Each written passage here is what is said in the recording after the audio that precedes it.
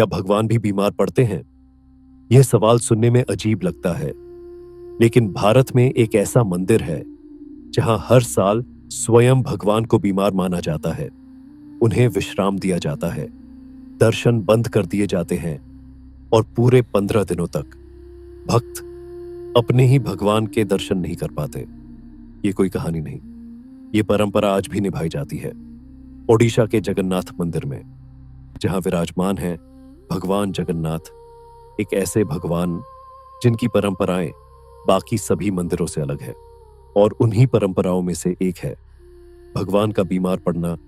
हर साल रथ यात्रा से पहले ज्येष्ठ पूर्णिमा के दिन भगवान जगन्नाथ, बलभद्र और सुभद्रा को 108 कलशों के जल से स्नान कराया जाता है। इसे कहा जाता है स्नान पूर्णिमा।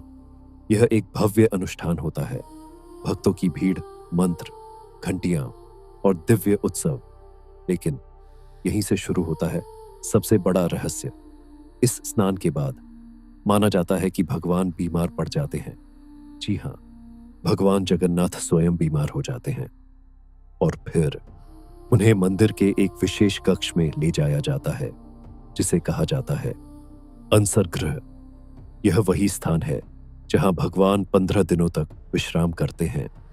इन 15 दिनों में मंदिर के द्वार बंद हो जाते हैं, भक्तों के लिए दर्शन बंद हो जाते हैं और भगवान को एक रोगी की तरह आराम दिया जाता है। उन्हें औषधि दी जाती है, हल्का भोजन दिया जाता है, विशेष सेवा की जाती है और सबसे हैरानी की बात, इन 15 दिनों में भगवान के दर्शन कोई नहीं कर सकता। तो सवाल यह है, भगवान बीमार क्यों पड़ते हैं? क्या यह सिर्फ एक परंपरा है या इसके पीछे कोई गहरा रहस्य छुपा है? कहा जाता है भगवान जगन्नाथ सिर्फ पूजे नहीं जाते, उन्हें जिया जाता है। पुरी में जगन्नाथ जी सिर्फ भगवान नहीं, घर के सदस्य माने जाते हैं। वो खाते हैं, सोते हैं, यात्रा करते हैं और बीमार भी पड़ते हैं। यही जगन्नाथ जी की भक्ति का सबसे अनोखा रूप है। यह परंपरा हमें यह सिखाती है कि भगवान सिर्फ पूजने की वस्तु नहीं, वो अपने भक्तों के इतने करीब हैं कि मनुष्य की तरह जीवन जीते हैं।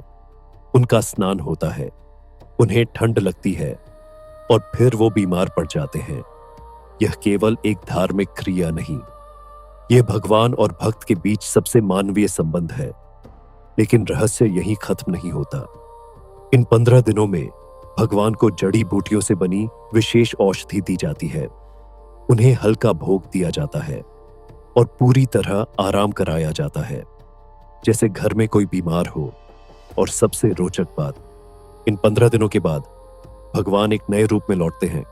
इसे कहा जाता है नवयौवन दर्शन, यानी बीमारी के बाद भगवान फिर से युवा रूप में प्रकट होते हैं।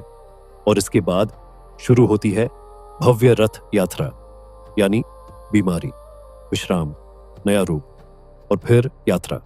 यह सिर्फ एक परंपरा नहीं, यह जीवन का प्रतीक है। थकान, रुकना, उपचार, फिर नई शुरुआत। शायद जगन्नाथ जी हर साल बीमार पड़कर हमें यही सिखाते हैं कि विश्राम भी भक्ति है, रुकना भी जरूरी है और पुनर्जन्म सिर्फ मृत्यु के बाद नहीं, थकान के बाद भी होता है। यही कारण है कि जगन्नाथ जी की यह परंपरा इतनी रहस्यमयी और इतनी गहरी मानी जाती है, क्योंकि यहां भगवान सिर्फ दूर बैठे देवता नहीं, वो जीवित अनुभव है। तो क्या आप जानते थे कि जगन्नाथ जी हर साल बीमार पड़ते हैं? और क्या आपको लगता है यह सिर्फ परंपरा है या एक गहरा संदेश? कमेंट में जरूर बताइए। और अगर आपको ऐसी ही रहस्यमयी और भक्तिमय कथाएं पसंद है तो चैनल को सब्सक्राइब करना ना भूलें।